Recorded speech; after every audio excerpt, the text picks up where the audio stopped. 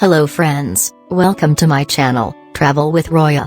Today we have a journey to Kerak Castle. Stay tuned with us up until the end of the video, and please do not forget to hit the like and subscribe button, and if you want to be updated about our latest videos, hit the ring button.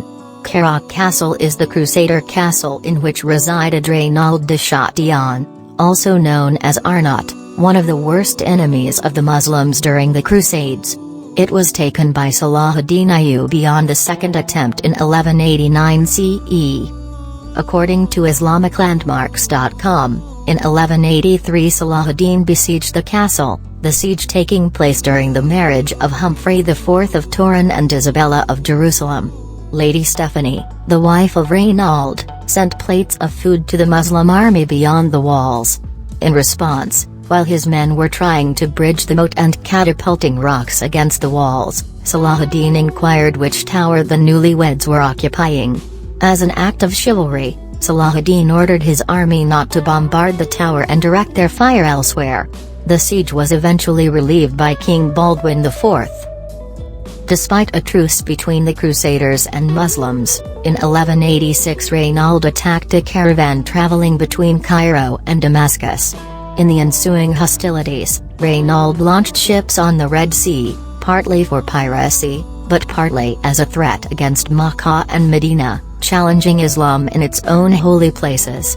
His pirates ravaged villages up and down the Red Sea, before being captured by the army of Al-Adil only a few miles from Medina and subsequently beheaded. Reynald's reign in Kerak was characterized by wanton cruelty. Not only did he throw prisoners from the castle walls, he encased their heads in boxes first, in the hope that this would stop them losing consciousness before they hit the rocks below. Salahuddin swore that if Reynald was ever captured he would be executed by his own hands. In 1187, the Muslims defeated the Crusaders at the Battle of Hattin, during which Reynald was taken prisoner along with King Guy, both of whom Salahuddin ordered brought to his tent.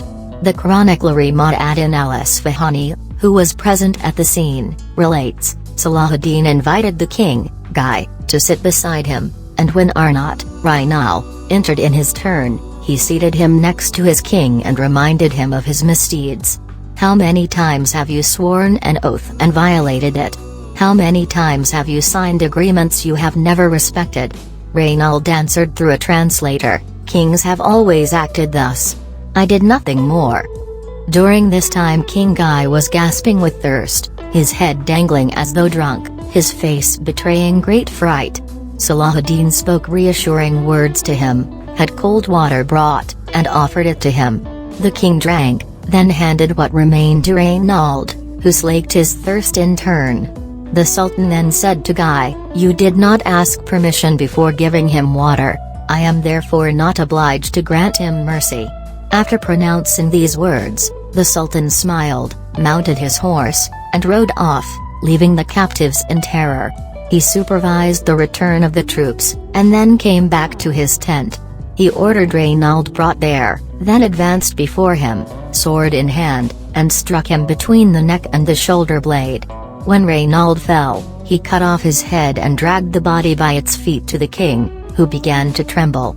Seeing him thus upset, Salahuddin said to him in a reassuring tone, "This man was killed only because of his maleficence and perfidy."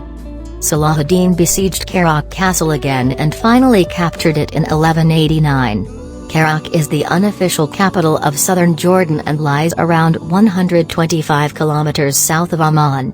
Okay guys, thanks for your patience. I hope you learned about we continue our journeys in the next episodes, and I hope I will see you in there.